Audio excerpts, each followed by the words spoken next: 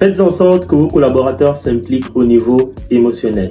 C'est la première règle du livre 110 règles d'or du management écrit par Richard Thampler. Donc j'ai décidé de faire une série de vidéos là-dessus. Donc si vous voulez voir les vidéos précédentes, vous pouvez les voir sur mon fil d'actualité.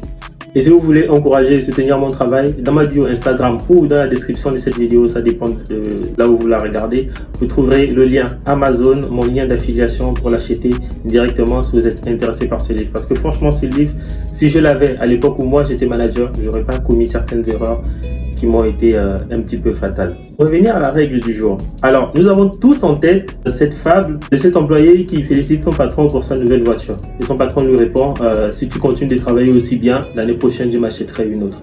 C'est pour dire, si vos collaborateurs ne s'impliquent pas sur le plan émotionnel, si pour eux, ce n'est qu'un boulot, si pour eux, quand ils arrivent au bureau ou à leur lieu de travail, entre l'heure d'arrivée et l'heure de départ, ils regardent la montre et ils essayent de faire le minimum possible, c'est sûr que vous allez tout droit dans un mur et vous n'allez pas tirer le meilleur d'eux. Alors dans ce livre, Richard Thampler donne des conseils pour pallier à cela et faire en sorte que l'employé ou votre collaborateur se sente plus concerné par ce que vous faites. Il faut qu'il sente et qu'il comprenne, parce que c'est vrai, que ce qu'il fait va au-delà de lui. Que le travail qu'il fait va impacter la vie des gens, va impacter la société, va impacter le pays, va impacter peut-être l'environnement, va impacter peut-être la planète. Donc il faut effectivement qu'il se sente concerné, qu'il est en train de construire quelque chose de plus grand que lui. Je me souviens aussi de cette histoire de l'ancien président américain Kennedy, quand il va visiter la NASA à l'époque où il travaille sur le programme pour envoyer les Américains sur la Lune.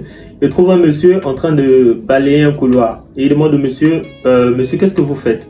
Alors, l'employé répond au président, monsieur, je suis en train de participer à ce que les États-Unis aillent sur la Lune. Donc, quand vous avez un employé comme ça, qui sent que le boulot qu'il fait, le travail qu'il fait va au-delà de lui, vous avez totalement réussi. Vous avez réussi à les engager, à les emmener dans la bonne voie. Vous, en tant que manager, est-ce que vous êtes déjà tombé sur un employé qui essayait de tout faire pour faire uniquement le minimum? Ou alors vous, en tant qu'employé, est-ce que vous avez déjà eu un boulot où vous essayez complètement de faire rien que le minimum parce que vous ne vous sentez pas concerné? Racontez-moi tout ça en commentaire. J'ai hâte de vous lire et de vous répondre. Ciao, à la prochaine vidéo.